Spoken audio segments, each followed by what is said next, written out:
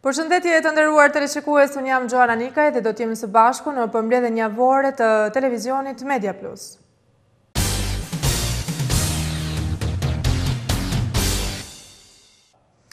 Është hapur në Lezhë nga koalicioni Aleanca për të ardhmen fushata elektorale për zgjedhjet lokale të 8 majit. Lideri i Partisë Socialiste Edi Rama ka prezantuar kandidatët e këtij koalicioni që do të garojnë për 21 njësitë vendore të Lezhës, Mirditës dhe Kurbinit. Kryetari Rama ka ftuar lezhjanët, mirditore dhe kurbinasi që të votojnë kandidatët e koalicionit të majit, duke theksuar se rruga jonë është rruga e mirëqeverisjes dhe komunitetit. Koalicioni Aleanca për të ardhmen ka hapur në Lezhë fushatën elektorale për zgjedhjet lokale të 8 majit. Pas takimit të zhvilluar në Kurbin, lideri i Partisë Socialiste Edi Rama ka prezantuar në sheshin Gjergj Kastrioti Skënderbeu kandidatët e koalicionit të majit që do të garojnë për 21 njësitë vendore të Lezhës, Mirditës dhe Kurbinit. Rama ka deklaruar se 4 vite më parë i hapëm rrugë Ilir Metës për një kandidat të tij në Lezhë dhe pa mbështetjen e Gjokjakut ishim të sigurt se nuk do ta fitonte.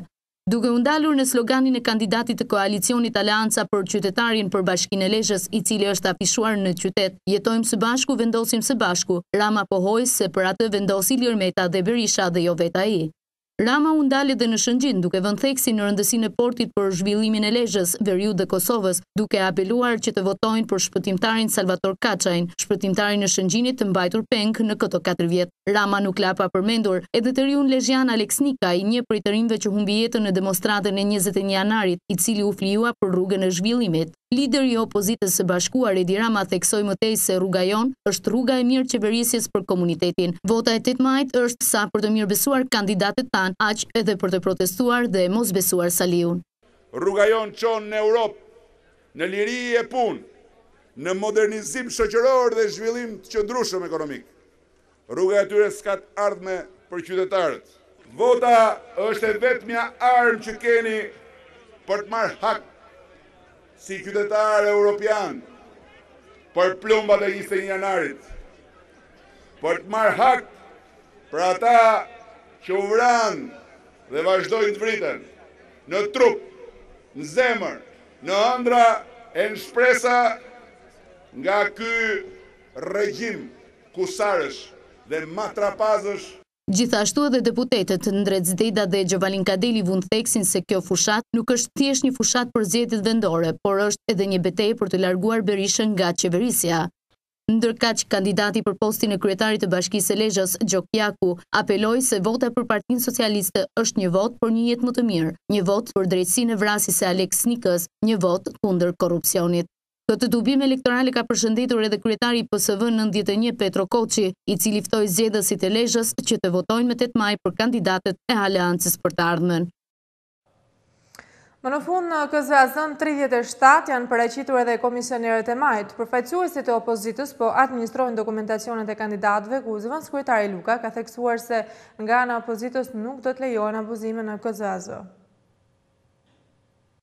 Në Komisionin Zonal të Administrimit të Zgjedhjeve 37 Lezhë janë paraqitur edhe komisionerët e majit duke konstituuar kështu përfundimisht këtë komision. Komisioni përbët nga 8 persona, nga mazhoranca Gjovalin Gjeloshi, kryetari i komisionit, Pashko Smaçi, Shpresa Hoxha, Agim Ibraj, ndërsa nga opozita Pashk Luka, zëvendës kryetari i komisionit, sekretari Ylber Alia dhe Ndot Zogu Elirika Golemi. Zëvendës kryetari Luka theksoi se tashme ky komision është ligjor në zbatim të kodit zgjedhor. Përfaqësuesit e opozitës po administrojnë dokumentacionet e kandidatëve. Luka theksoi se opozita nuk do të lejojë abuzimet të nëndheshme në KZAZ. Ne jemi duke administru dokumentacionin dhe hap pas hapi do të jemi të hapur me gjithë medjen për të bërë transparent gjithë shka ligjore për funksionimin dhe administrimin korrekt konform me ligjin të gjithë procesit zgjedhor detyrave që ka ky komision. Përfaqësuesit e opozitës do të dinë të jenë absolutisht të përkushtuar ndaj ligjit dhe vetëm zbatimit të kodit zgjedhor dhe nuk do të lejojnë asnjë kompromis, asnjë abuzim tjetër të nëndheshëm që bëhet në kulisa, në kurriz të kodit zgjedhor të ligjit për administrimin e zgjedhjeve. Sipas tij, akoma nuk janë konstatuar shkelje të mëdha që i bien ndesh ligjit. Në rast se do të konstatohen shkelje të tilla, do të bëhen publike në media, kështu deklaroi Luka. KZAZ 37 në Lezhë ka përfunduar verifikimin e të gjitha dokumentacioneve të paraqitura nga subjektet politike për listat shumë emërore për anëtarët e këshillave vendor, si dhe për kryetarët të njësive vendore. Kryetari Gjeloshi ka deklaruar se nga 246 vendime, 22 janë për kandidatë të njësive vendore dhe 224 për anëtarë të këshillave vendor. Komisioni Zonal i Administrimit të Zgjedhjeve 37 Lezhë ka përfunduar të mërkurën në mbrëmje verifikimin e të gjithë dokumentacioneve të paraqitura nga subjektet politike për listat shumë emërore për anëtarë të këshillave vendor, si edhe për kryetarë të njësive vendore. Kryetari i KZAZ 37 Lezhë, Gjovalin Gjeloshi, deklaroi se nga 246 vendime, 22 janë për kandidat për drejtues të njësive vendore dhe 224 për anëtarë të këshillave vendor. Tashmë janë verifikuar dhe zyrtarizuar të gjitha të dhënat e sakta për garin elektorale të 8 majit. Sipas Gjeloshit, për anëtarë të 10 këshillave vendor janë në garë 2404 kandidat, ku 31.3% e tyre janë femra ose 753. Sipas kodit zgjedhor, 30 ditë përpara zgjedhjeve duhet të depozitohen pranë KZAZ-s nga njësitë vendore listat përfundimtare të votuesve, të cilat përgatiten në 3 kopje. Deri të njëjtën pasdite vetëm gjysma e njësive vendore i kanë sjell listat, ndërsa ky proces do të mbyllet brenda datës 8 prill, tha Gjeloshi. U mbushën 2 vjet nga antarësimi i Shqipërisë në NATO. Antarësimi i Shqipërisë është një ngjarje e rëndësishme përmbar shqiptarët, të cilët prej vitesh kanë aspiruar për këtë ngjarje të madhe historike. Me këtë rast, presidenti Bamir Topi, nëpërmjet një vizite pranë batalionit të Forcës Speciale Toksore, ka përkujtuar 2 vjetorin e pranimit të Shqipërisë në NATO. Më 1 prill të 2009, së bashku me Kroacinë, Shqipëria në një ceremoni në Departamentin Amerikan të Shtetit dorëzoi dokumentet për antarësimin në Aleancën e Atlantikut të Veriut. Shqipëria mori ftesën për antarësim në vitin 2008 në samitin e Bukureshtit, ndërsa ul si vend antar me të drejta të plota në takimin e përfaqësuesve të lartë të NATO-s në samitin e Strasburgut më 4 prill 2009. Kjo u cilësua një arritje dhe një fitore e madhe për vendin ton, mbas edhe një ndër të paktat e politikave shqiptare. 3 ditë pas antarësimit të Shqipërisë në NATO, më datën 7 prill 2009, në shenjë simbolike, NATO ka ngritur flamurin e Shqipërisë për krah atyre të vendeve të tjera të Aleancës. Kështu Shqipëria bëhet antarja 27 e Aleancës së Atlantikut të Veriut. Antarësimi i Shqipërisë është një ngjarje e rëndësishme përmbar shqiptarët, të cilët prej vitesh aspironin drejt një ngjarje të tillë historike. Presidenti i Republikës njëkohësisht dhe komandanti i përgjithshëm i forcave të armatosura Bamir Topi e ka përkujtuar 2 vjetorin e pranimit të Shqipërisë në NATO nëpërmjet një vizite pranë batalionit të Forcës Speciale Toksore. Ndërkohë, kryeministri i vendit Sali Berisha në një konferencë për shtyp ka theksuar se antarësimi erdhi si pasojë reformave të qeverisë dhe mbështetjes së SBA-s. Dua të garantoj Aleancën se Shqipëria dhe shqiptarët mbeten të vendosur të bëjnë të gjitha përpjekjet për të përmbushur me dinjitet të plot çdo obligim që rrjedh nga antarësia e vendit në këtë aleancë. Urimet më të përzemërta për çdo shqiptar, deklaroi kryeministri në fjalën e tij në këtë ditë të shënuar.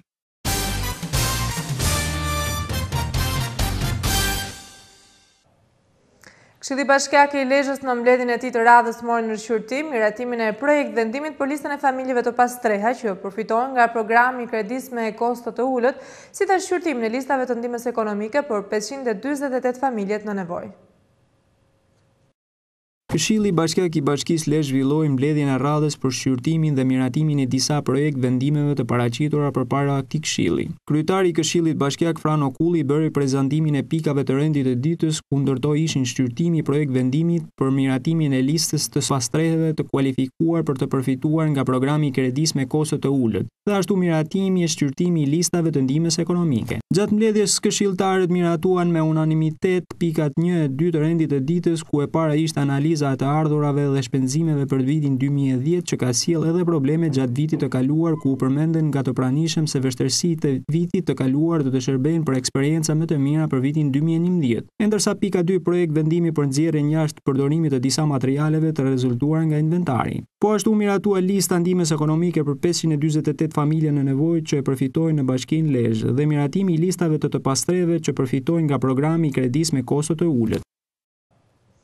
Në kuadër të projektit Transparenca e Pushtetit Vendor në Bashkinë e Lezhës është zhvilluar një takim me nënkryetarën e bashkisë dhe drejtorët e drejtorive për të njohur nga afër me mënyrën e funksionimit të këtij institucioni. Ky projekt tenton të sjellë një traditë në monitorimin dhe rritjen e ndërgjegjësimit të Pushtetit Vendor në luftë kundër korrupsionit. Një përfaqësi e Transparency International Albania realizoi një takim në Bashkinë e Lezhës me nënkryetarin e kësaj bashkie si dhe drejtorët e drejtorive për të njohur nga afër me mënyrën e funksionimit të këtij institucioni, problematikat dhe transparencën ndaj qytetarëve lezhian. Ky takim realizohet në kuadër të projektit Transparenca e Pushtetit Vendor që po financohet nga Agjencia për Mbështetjen e Shoqërisë dhe që po implementohet në 8 bashki kryesore të vendit, ku ka për synim rritjen e transparencës së pushtetit vendor përballë komunitetit. Sipas përfaqësuesve të Transparency International, projekti tenton të sjellë një traditë në monitorimin dhe rritjen e ndërgjegjësimit të pushtetit vendor përballë luftës ndaj korrupsionit. Duke patur në fokus qytetarin dhe shërbimet publike, projekti synon të ofrojë një analizë më korrekte në transparencën e pushtetit vendor. Përfaqësuesit e Transparency International në këtë takim vënë theksin në 5 strategjitë për të promovuar transparencën që janë konkretisht vlerësimi i monitorimit, aksesi i informacionit, etika dhe integriteti, reforma industriale, synimi në çështje të caktuara. Projekti shikon transparencën si një piknisje strategjike për nxitjen e pjesëmarrjes publike dhe promovimin e qeverisjes së mirë vendore. Një nga sfidat më kryesore, theksuan përfaqësuesit e Transparency International në këtë periudhë tranzicioni, është shmangja e krijimit të një sistemi të qeverisjes i cili ofron stimuj të gabuar që nxisin sjelljen korruptive. Ka zhvilluar punimet Këshilli Teknik i Qarkut të Lezhës, i cili ka marrë në shqyrtim kërkesat për miratimin e detyrës së projektimit, lejeve të ndërtimit për rrugë, si dhe kërkesat për shtyrje afati për leje ndërtimi në territorin e Qarkut të Lezhës. Pashtu janë miratuar edhe kërkesat për rinovime të lejeve të ndërtimit për objekte private në disa njësi vendore. Zhvilloi punimet mbledhja e radhës së Këshillit Teknik të Qarkut të Lezhës duke marrë në shqyrtim kërkesat për miratimin e detyrës së projektimit, lejeve të ndërtimit për rrugë, si edhe kërkesat për shtyrje afati për leje ndërtimi në territorin e Qarkut të Lezhës. Ky Këshill Teknik në drejtimin e kryetarit të Këshillit të Qarkut të Bardhërica mori në shqyrtim dhe miratoi 2 studim projektime, si dhe 3 leje ndërtimi rrugësh, konkretisht për komunën e Kaçinarit, studim projektim për rikonstruksionin e rrugës Rreshen-Kaçinar, për komunën Milot, studim projektim për rikonstruksionin e rrugës Skura-Vinjol, për bashkinë e Rreshenit, leje ndërtimi për rrugën Rreshen-Urak loti i 2. Për komunën e Dajçit, leje ndërtimi për ndërtimin e rrugës Superstrat Kodhel, për bashkinë e Laçit, leje ndërtimi për rrugën Fushkruj-Laç-Milot, loti 2 i rrugës Laç-Tuman. Gjithashtu, Këshilli Teknik shqyrtoi dhe miratoi edhe 21 kërkesa për rinovim të lejeve të ndërtimit për objekte shërbimi private në njësitë vendore, Shënkoll, Laç, Milot, Fan, Zemen, Shëngjin, Mamuras, Blinisht, Kolsh dhe Lezhë. Ndërkohë, dosjet për këto 21 subjekte private do të paraqiten për diskutim dhe miratim në mbledhjen e KRT-së së Qarkut të Lezhës. Një pjesë e bizneseve në qytetin e Lezhës janë ankuar pranë bashkisë së Lezhës për nivelin e lartë të taksave. Sipas nënkryetarit Barbullushi, nuk ka ndryshuar niveli taksave, por çdo abuzim që do vret nga natyre duhet denoncuar, si dhe do merren masa ndaj inspektorëve tatimor. Në qytetin e Lezhës ushtrojnë aktivitetin e tyre 1170 subjekte të biznesit të vogël. Një pjesë e tyre janë ankuar pranë bashkisë së Lezhës për nivelin e masës së taksave të vendosura. Lidhur me këtë ka reaguar në një konferencë për shtyp nënkryetari i bashkisë së Lezhës Arjan Barbullushi, i cili ka deklaruar se niveli është i njëjtë me ato të vitit 2010. Ankesa ka patur edhe për nivelin e xhiros, ku nënkryetari theksoi se ky nivel nuk do të bëhet nga zyra e drejtorisë tatimore. Barbullushi pohoi se do të shihen të gjitha shkeljet që mund të jenë bërë dhe do të merren masa ndaj inspektorëve tatimor. Për gjitha rastet e konstatuara nga ne, të cilët janë ankuar, për rritje artificiale të xhiros, po shikohen me precedencë rast pas rasti, dhe unë ju garantoj sot se nëse ka patur shkelje të këtyre procedurave, jo vetëm që do të bëhen rregullimet përkatëse, por do të merren dhe masat për personat përgjegjës. Barbullushi ftoi bizneset që të denoncojnë çdo rast që ju duket abuziv, duke bërë argumentimin përkatës me dokumentat e tyre në respektim të ligjit.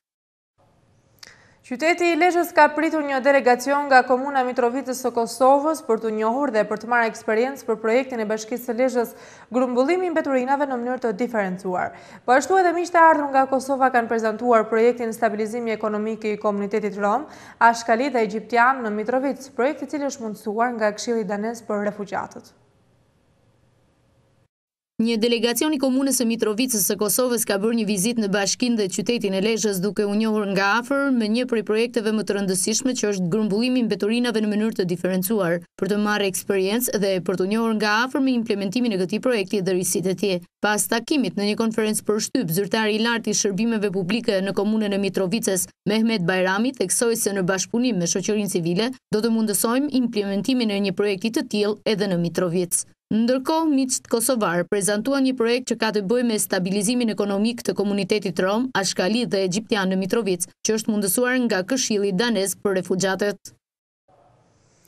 Aleanca Kuqezi është ndalur në qytetin e Laçit, ku shumë besimtarë në kishën e Shëndohet kanë firmosur kundër regjistrimit të popullsisë mbi baza etnike dhe fetare. Ndërkohë, turi do vazhdojë edhe në qytete të tjera të Shqipërisë. Në vijim të turit të saj nëpër Shqipëri për të mbledhur firma kundër regjistrimit të popullsisë mbi baza etnike fetare, Aleanca Kuqezi është ndalur në qytetin e Laçit pikërisht në të martën e 3 të Shëndout, ku besimtarët të gjitha besimeve frekuentojnë kishën e Shëndout për 13 të marta me radhë. Përfaqësuesit e Aleancës Kuqezi, Rigers Xhemollari dhe Gerti Peshkopia u shprehin se besimtarë të shumtë janë përgjigjur kësaj nisme, ndërsa turi do të fillojë edhe në qytete të tjera të Shqipërisë. Me këtë nisëm është bashkuar edhe kleri katolik duke firmosur kundër regjistrimit të popullsisë mbi baza fetare e etnike. Frat Sokol Pepushaj theksoi se kjo është një nisëm e zgjuar që i shërben bashkimit kombëtar. Përfaqësuesi i klerit katolik deklaroi se janë adresuar shumë besimtarë për të firmosur këtë peticion dhe sipas tij edhe qeveria e parlamentit duhet të dëgjojnë popullin e vet, pasi atëherë mund të jenë të suksesshëm. Shoqata kulturore Talentet e Reja Ahmet Zogu në Mat ka festuar përmes një koncerti festiv një vjetorin e themelimit të saj si dhe 72 vjetorin e mbretit Leka Zogu i parë. Në këtë ceremoni ishën të pranishëm princi Leka i dytë, kryetari i Partisë Lëvizja e Legalitetit, zëvendës ministri i mbrojtjes Spahia si edhe përfaqësues të pushtetit vendor. Në ambientet e Pallatit të Kulturës në qytetin e Burrelit, shoqata kulturore Talentet e Reja Ahmet Zogu Mat festoi përmes një koncerti festiv një vjetorin e themelimit të saj, e cila përkon edhe me ditëlindjen e mbretit Leka Zogu i parë. Ndëruan me pjesëmarrjen e tyre në këtë aktivitet Princ Leka i dytë, kryetari i Partisë Lëvizja Legalitetit dhe zëvendës ministri i mbrojtjes Ekrem Spahia, ambasadori i Zvicrës dhe ambasadori i Hungarisë në vendin tonë, drejtori i Qendrës së Veprimtarive Folklorike pranë Ministrisë së Kulturës Esat Ruka, si dhe përfaqësues të pushtetit vendor e të ftuar të tjerë. Pas shfaqjes së një dokumentari dedikuar familjes mbretërore, atmosfera u bë më e ndezur nga ekzekutimi i numrave artistik të interpretuara nga talentet e reja të shoqatës Ahmet Zogu Mat, si dhe nga shoqatat e ftuara kulturore që vinin nga Tirana, Kraba dhe Drenica e Kosovës Trime. Princ Leka i dytë i falenderoi organizatorët për këtë ndërim që është bërë babait të tij në këtë 72 vjetor. Ndërkohë, ambasadori i Hungarisë në vendin tonë, Sandor Molnari, shprehu falënderimet e tij për ftesën që është bërë për të bërë pjesë e një veprimtarie të tillë në ndërim të 72 vjetorit të lindjes së mbretit Leka Zogu i parë.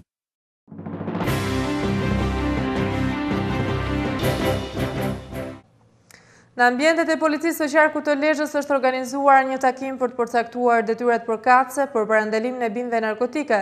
Drejtori i krimeve të rënde Vocej ka vlerësuar punën e bërë nga policia e Lezhës si dhe njësitë vendore për parandalimin e bimëve narkotike. Periudha prill-qershor njihet si periudha më problematike për sa i përket kultivimit të bimëve narkotike. Për të parandaluar këtë fenomen në ambientet e drejtorisë së policisë së qarkut të Lezhës u organizua një takim për të përcaktuar detyrat përkatëse, ku ishin të pranishëm edhe drejtori i decentralizimit pranë Ministrisë së Brendshme Milazim Sadria, drejtori i krimeve të rënda pranë policisë së shtetit Tonin Vocaj, si dhe përfaqësues të prefekturës, drejtues të drejtorisë arsimore rajonale, si edhe të njësive vendore. Sipas drejtorit të policisë së Lezhës Muharrem Furriku, gjatë vitit të kaluar janë evidentuar vetëm 7 raste të kultivimit të bimëve narkotike me 1200 të rënjë bimë narkotike. Pranë prefekturës së Lezhës është ngritur dhe funksionon shtabi i luftës kundër kultivimit të bimëve narkotike, i cili do të organizojë takime sensibilizuese në komunat e qarkut të Lezhës për këtë fenomen. Sekretari i përgjithshëm i prefekturës Kastriot Kodheli theksoi se fal politikave të qeverisë nga viti 2005 ky fenomen ka ardhur në rënje dhe shembull për këtë është qarku i Lezhës. Drejtori i krimeve të rënda Tonin Vocaj vlerësoi punën e bërë nga policia e Lezhës në bashkëpunim edhe me njësitë vendore për parandalimin e kultivimit të bimëve narkotike. Vocej nënvizoi faktin se duhet të kien më tepër nën kontroll zonat e malësisë së Kurbinit dhe ato në kufi me zonën e Kryes. Sipas tij, prioriteti i qeverisë është që Shqipëria duhet të hiqet nga harta e kultivimit të bimeve narkotike. Viti 2010 ka qenë i suksesshëm për luftën kundër kultivimit të bimeve narkotike, kështu deklaroi drejtori i decentralizimit pranë Ministrisë së Brendshme, Milazim Sadria, duke vënë theksin se qarku i Lezhës është i pastër nga ky fenomen. Sadria pohoi se viti 2011 do të jetë viti i tolerancës zero për të gjithë ata që tentojnë të kultivojnë bimë narkotike. Sipas tij, në qershor do të nisë monitorimi ajror me anë të helikoptereve në të gjithë vendin. Drejtoresha e Drejtorisë Arsimore Rajonale të Lezhës, Shpresa Hoxha, si dhe kryetari i komunës së Kallmetit, Petrit Marku, shprehen gatishmërinë e tyre për të bashkëpunuar për parandalimin e kultivimit të bimeve narkotike. Hidhet në erë ura e gjollës në zonën e Fushkrujës nga persona të pa identifikuar. Nga dëmtimi i kësaj ure janë dëmtuar rreth 15 metra të linjës hekurudhore Budull Fabrike Çimentos. Policia ka shoqëruar disa persona dhe po punon për zbardhjen e kësaj ngjarje. Një ngjarje pazakont ka ndodhur në zonën e Fushkrujës ku persona ende të pa identifikuar kanë hedhur në erë urën e linjës hekurudhore. Ngjarja ka ndodhur rreth orës 2:30 në linjën hekurudhore Budull Fabrike Çimentos në Fushkruj. Kjo urë njihet me emrin ura e gjollës. Mësohet se është dëmtuar rreth 15 metra linear linjë e hekurudhës industriale. Madje ka patur edhe dëmtime në disa shtëpi banimi përreth. Policia ka mbërritur në vend ngjarje dhe ka bërë të ditur se sipas hetimeve paraprake, ura është hedhur në erë me dinamit, i cili ishte vendosur në mes të urës së gjollës. Kjo linjë hekurudhore përdorej kryesisht për të transportuar materiale nga fabrika e Çimentos në këtë qytet. Policia ka shoqëruar disa persona, si dhe ka nisur hetimet dhe po punon për të zbardhur motivet e ngjarjes dhe për të identifikuar autorët. Ndërkohë, vetëm pak ditë më parë, një sasi tritoli është vendosur edhe në shtyllat e tensionit të lartë në afërsi të një fabrike çimento në Fushkruj.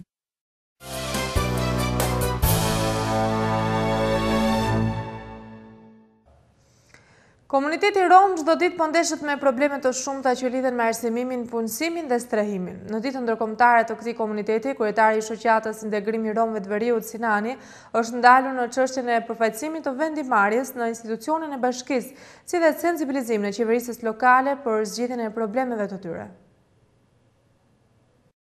8 prilli njihet si dita ndërkombëtare e Romëve dhe në kuadër të kësaj dite organizohen veprimtari sensibilizuese, ku ky komunitet kërkon më tepër të drejta dhe barazi. Komuniteti rom në Lezhë si komunitetet të tjera në Shqipëri ka probleme si në arsimim, punësim e strehim, edhe pse nga ata disa herë është ngritur zëri për trajtimin dhe zgjidhjen e shqetësimeve që kanë. Në këtë ditë kryetari i shoqatës Integrimi i Romëve të Veriut Man Sinani u shpreh se ne duam që institucionet e qeverisë lokale të sensibilizohen me problemet që ne kemi dhe të merren parasysh shqetësimet. Gjithashtu kryetari i shoqatës së Romëve të Veriut Lezhë Bujar Berisha theksoi se duhet të gjendet një zgjidhje për problemet e shkollimit e punësimit që ky komunitet ka.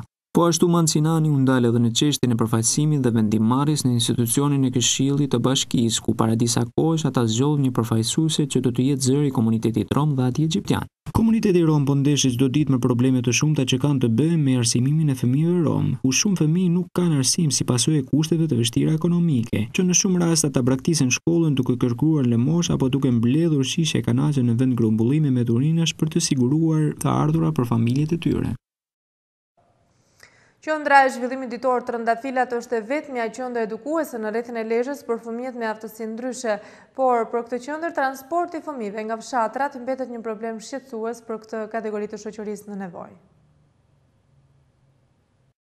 Qendra e zhvillimit ditor Trëndafilat është një institucion edukues për fëmijët me aftësi të kufizuar të rrethit të Lezhës, që vijnë si nga qyteti ashtu edhe nga rrethinat e tjera. Por nga komuna e Zemenit janë rreth 11 nxënës që frekuentojnë këtë qendër, të cilët sipas familjarëve të tyre kanë hasur në vështirësi pasi nuk ka një mjet transporti për t'i dërguar pranë këtij institucioni. Drejtoresha e Qendrës së Zhvillimit Ditor Trëndafilat, Loreta Pali, u shpreh se kemi hasur në vështirësi në transportin e nxënësve të Zemenit, por për 3 muaj me radhë World Vision ka bërë transportin e tyre dhe ky shërbim do të ofrohet edhe për 3 javë të tjera. Pali theksoi se nga komuna e Zemenit është premtuar se së shpejti do të gjendet një zgjidhje. Kjo qendër është i vetmi ambient ku këta fëmijë mund të mësojnë apo argëtohen gjatë ditës dhe mund të jetë një shpresë për riintegrimin e tyre në shoqëri. Por gjetja një zgjidhje për transportin e tyre do duhet të merrej me vëmendje të veçantë për këtë kategori të shoqërisë në nevojë, pasi siç mësohet shpesh herë ata dërgohen nga vetë familjarët pranë kësaj qendre. Rruga Shëngjin-Kune është ndër segmentet më problematike në qarkun e Lezhës. Prej vitesh banorët e këtij qyteti turistik i shqetëson problemi i infrastrukturës si dhe i mbeturinave të shumta, duke i prishur kështu imazhin Bregdetit të mrekullueshëm të Shëngjinit. Me 7 maj të vitit 2010, në ditën e inaugurimit të përfundimit të punimeve për ndërtimin e rrugës Superstrat Tale, kryeministri Sali Berisha theksoi se qeveria e tij është angazhuar që brenda 2010-s të asfaltojë çdo kilometër rrugë në zonat turistike. Po nga Talja, kryeministri premtoi inaugurimin e fillimit të punimeve në rrugën Shëngjin-Kune. U bë plot një vit nga kjo deklaratë e kreut të qeverisë shqiptare dhe asnjë ndërhyrje nuk është bërë në këtë rrugë. I gjithë segmenti Shëngjin-Kune është i pakalueshëm për shkak se ai tashmë është ndërruar në pellgju mbledhëse, duke bërë të pamundur si lëvizje në këmbësoreve ashtu edhe të automjeteve, të cilët duhet të zgjedhin brezin në rërës për të lëvizur. Me problemin e amortizimit të kësaj rrugë gjatë sezonit turistik janë përballur pushuesit dhe bizneset, ndërsa për banorët e Kunes kjo rrugë është problematike në çdo stint të vitit. Banorët jashtë kameras shprehin se ka 20 ditë që nuk është vendor dhe që premtohet ndërtimi i kësaj rruge, por që realisht asgjë nuk është bërë, madje as ndërhyrje provizore për të mbushur gropat me çakull. Gjatë një vëzhgimi të bërë konstatohet se gjendja është përkeqësuar edhe më tepër për shkak të rreshjeve të rëna gjatë fundvitit, ku rruga për muaj të tërë është përmbytur vazhdimisht. Sikur të mos mjaftonte vetëm problemi i amortizimit të rrugës, edhe mjedisi të lëshuar për të dëshiruar, pasi pirgje me mbeturina të ndryshme po lartësohen dita ditës. Nga kontaktet me banorët mësohet se në orët e mbrëmjes mbeturinave u vihet flaka, gjë për të cilën dëshmon edhe ky kontenjer, ku mbeturinat po digjeshin ende. Ndërkohë dhe brezi i rërës është imbuluar nga mbeturina të shumta si dhe mbetje të betonta nga bunkeret e dëmtuar përgjatë rërës, nga persona të ndryshëm të cilët u kanë glabëruar atyre aksesorët e hekurit për t'i shitur për skrap. Situata e krijuar në zonën Shëngjin-Kune është e patolerueshme, ndërkohë që tani duhet të fillojnë ndërhyrjet për përmirësimin e kushteve për turistët dhe pushuesit që do të kalojnë pushimet në këtë Bregdet të bukur nga natyra, por të braktisur nga pushteti lokal dhe qeveria. Më në fund, për banorët e lagjes Nën Tereza në qytetin e Lezhës është hapur drita jeshile pasi ka nisur punimet për ndërtimin e rrugës së kësaj lagje që kap shifrën e 17 milion lekëve. Administratori i firmës zbatuese të punimeve ka theksuar se në fazën e parë do rehabilitohen rreth 450 metra linear rrugë. 17 milion lekë do të investohen për ndërtimin e rrugës në lagjen Nën Tereza në qytetin e Lezhës, një lagje i krijuar dhe e mbipopulluar pas viteve 90. Sipas projektit, rruga me gjatësi afro 1 kilometër që lidh Superstradën Lezhë-Tiranë me qendrën e lagjes do të jetë brenda parametrave, por për të zbatuar me përpikmëri projekti, pak ditë më parë, është ndërmarrë një aksion për prishjen e 36 ndërtimeve të paligjshme. Ndërkohë këtë të hënë kanë nisur punimet intensive për fazën e parë. Banorët e lagjes Nën Tereza kanë përshëndetur fillimin e punimeve, por gjithashtu kanë theksuar se këto investime duhet të ishin bërë me kohë, duke vënë theksin se fushatat elektorale janë qarë edhe për komunitetin. Administratori i firmës zbatuese të punimeve Hamzar Shabani theksoi se në fazën e parë do të rehabilitohen 450 metra linear rrugë. Ndërkohë lagja Nën Tereza është një ndër lagjet që do një studim të veçantë dhe projekte konkrete për investime në infrastrukturë dhe shërbime. Shkolla mesme e bashkuar në Ishull Lezhë shpesh është ndeshur me probleme që lidhen jo vetëm në gjendjen e brendshme të shkollës, por edhe me ambientin e jashtëm të saj. Prej vitesh në këtë shkollë, si shumë shkolla të tjera në rrethin e Lezhës, nuk ka pasur mundësinë që të bëjnë investime në të. Në shumë shkolla të rrethit të Lezhës ndeshen probleme jo vetëm në gjendjen teknike të godinave, por edhe në mjedisin e jashtëm, kryesisht në mungesën e hapësirave të gjelbërta si edhe të terreneve sportive për zhvillimin normal të orës së edukimit fizik. Një prej këtyre shkollave që përballet me këto probleme është edhe ajo e mesme bashkuar Vuksanxhelaj në Ishull Lezhë. Ndërkohë, drejtori i kësaj shkolle, Vasil Muça, deklaroi se krahas këtyre problemeve, oborri i shkollës për shumë muaj qëndron nën pushtetin e ujit. Vitet e fundit nuk është bërë asnjë investim i vetëm në këtë shkollë përpos zëvendësimit të xhamave të shkollës. Janë bërë studime e projekte si për godinën e shkollës, ashtu edhe për mjedisin përreth, por ka mungesë të investimeve. Në këtë shkollë marrin ndije mbi 710 nxënës parashkollor të arsimit 9 vjeçar dhe të mesëm.